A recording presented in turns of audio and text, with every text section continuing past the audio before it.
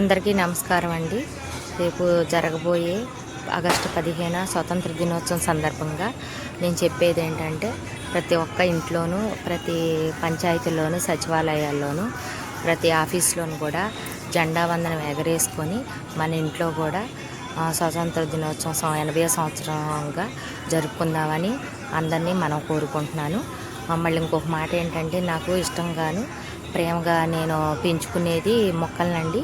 అలాగే మీరు ప్రతి ఒక్కళ్ళు కూడా ఆ రోజు స్వతంత్ర దినోత్సవం రోజున మనము ఇంటింటికి ఒక మొక్క చొప్పున పాతుకొని గుర్తుగాను వచ్చే సంవత్సరం రాబోయే రోజుల్లో మనం గుర్తింపుగాను ఉండి అందరినీ ఎండలు బాగా వస్తున్నాయి కదండి. ఎండల మూలాన మనకి చాలా తీవ్రతగాను వేడి అనిపిస్తుంది.